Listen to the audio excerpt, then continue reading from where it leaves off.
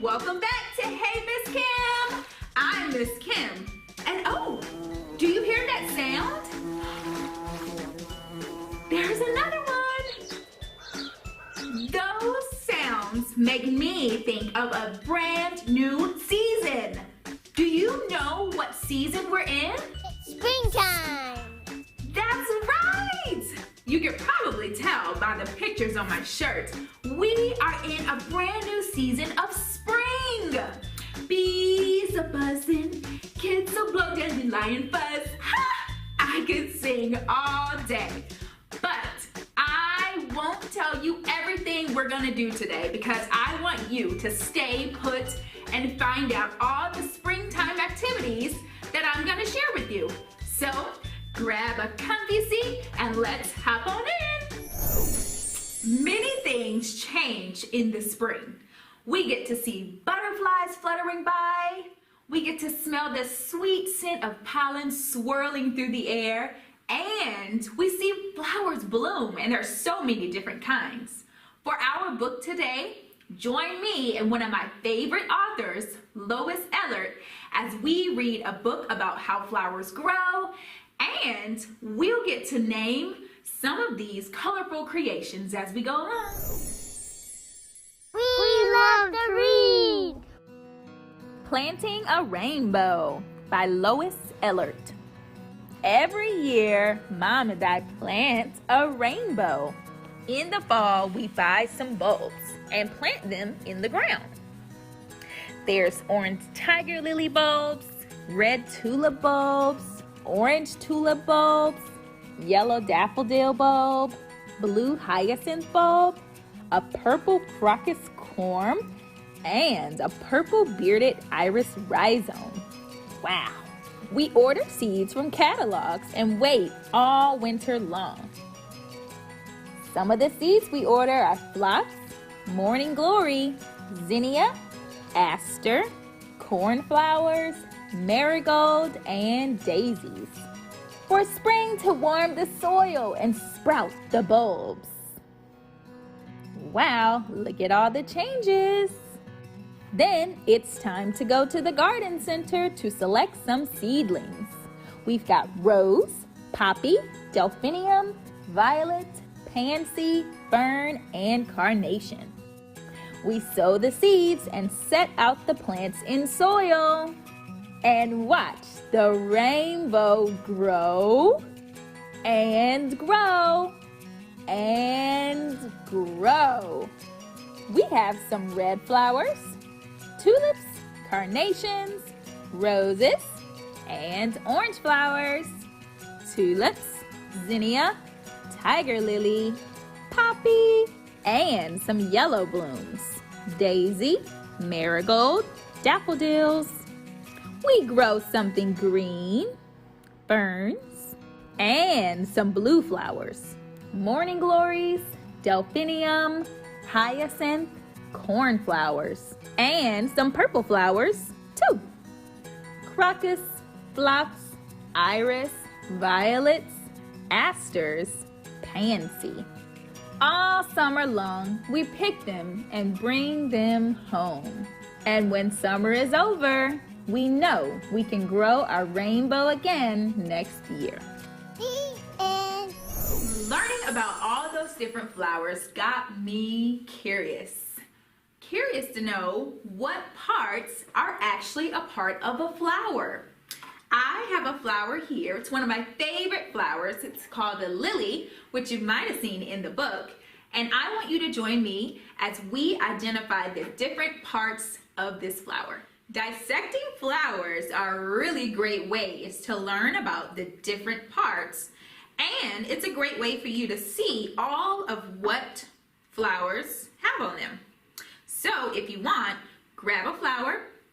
You can grab a paper plate or a piece of cardboard so that you can write the different parts of a flower as you take them apart. The first part we're going to talk about is the petal. The petal is usually very bright, and this is used to attract insects like bumblebees.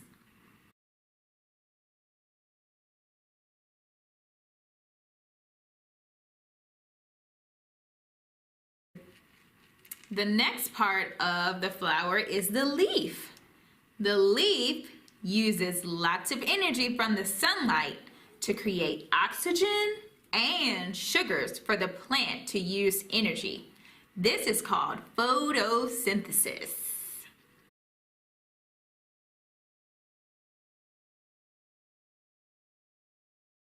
The stem moves water and nutrients from the soil to the rest of the plant. And the stem supports the leaves and flowers, which helps them be raised above the ground to be in the light. Here's this flower stem right here. The last part of our flower is the pollen. Pollen is a fine, powdery substance that bumblebees like to move across many other flowers so that they can grow.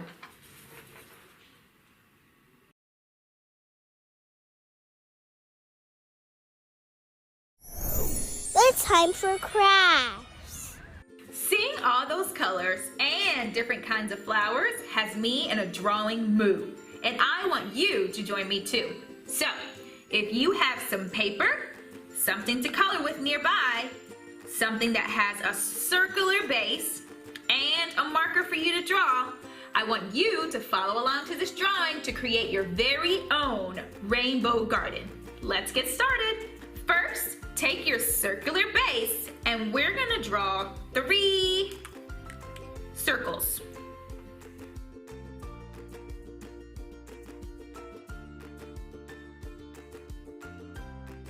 Perfect. We're all done with our base, so you can set that to the side.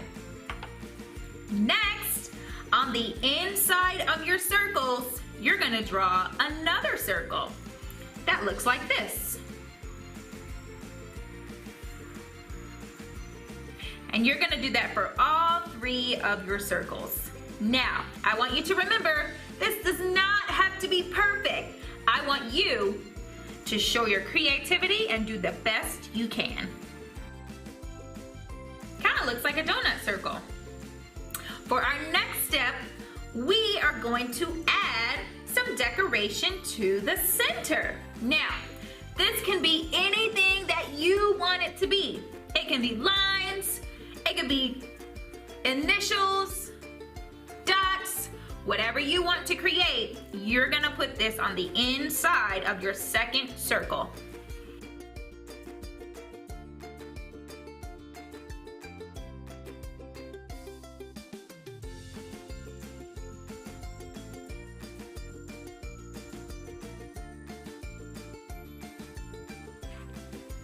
Perfect.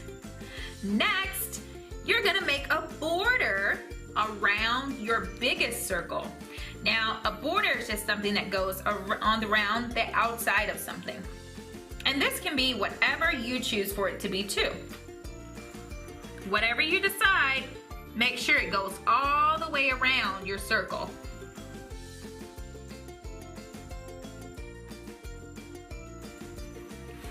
Perfect.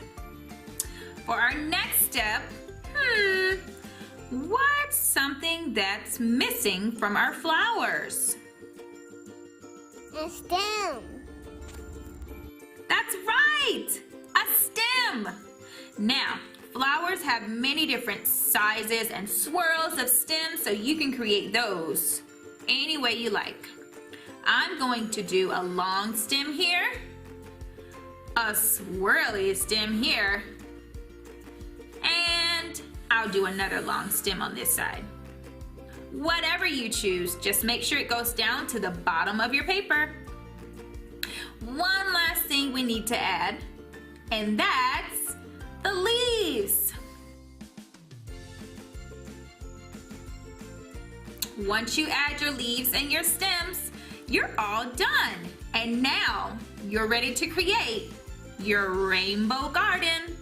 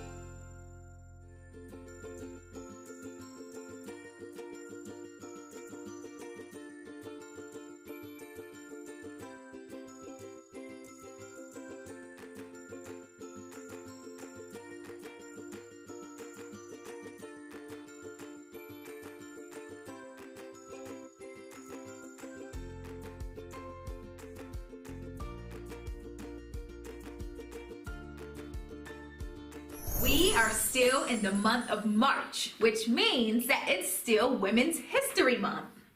Join me as we talk about two superpower women who help defend the planet and protect their environment. Let's learn about great women in history. Wangari Maathai was the first African woman to win the Nobel Peace Prize after decades of environmental work in her native Kenya country. She launched the Green Belt Movement, which was an NGO that organizes Kenyan women to replant trees, combat deforestation, and create jobs. The organization wrote that members have planted more than 51 million trees since 1977. Wow, that's a lot. Maathai regularly fought against the Kenyan government, including a major effort to prevent the construction of a skyscraper in the middle of a Nairobi park. She put herself in harm's way and was not treated very nicely by policemen while protesting. We remember Wangari Maathai as a female environmentalist who helped plant more trees and protect her community and her environment. Lady Bird Johnson. She was a former First Lady of the United States who is responsible for many environmental efforts during her husband's presidency. She was most notably the Highway Beautification Act of 1965 that led to the wildflowers and greenery that are now planted on the side of American roadways. The act is still known as the Lady Bird's Bill. In 1968, Lyndon Johnson presented her with a plaque which said, "She has inspired me and millions of Americans to try to preserve our land and beautify our nation." She was awarded the Presidential Medal of Freedom and the Congressional Gold Medal and is remembered as one of the most influential First Ladies in history. And now a minute for our parents. Hi parents, and welcome back to another minute just for you. Now, at the beginning of the year, we set out some goals, and it's about to be the end of the first quarter of a new year. So, have you met those goals? Have you held yourself accountable for the things that you said you were going to accomplish and things that you set out to do? Well, if you haven't, it's no worries. It happens to the best of us. But now that it's springtime, we're entering into a new beginning. And this is a chance for you to reevaluate those same things that you told yourself at the beginning of the year. This is a time to set out those goals, reach back into them, and hold yourself accountable. Springtime is the beginning of new, so make this a new season for you and a new beginning to jump back into what you set out to do. And that's A Minute with Parents. Thank you for joining me today on Hey Miss Kim. Remember, we are in a new season of spring, and I want you to try some of those activities at home. Watch flowers bloom in your spaces, see what new animals you can find outside, and I'll see you next week. Thanks for joining me. Bye.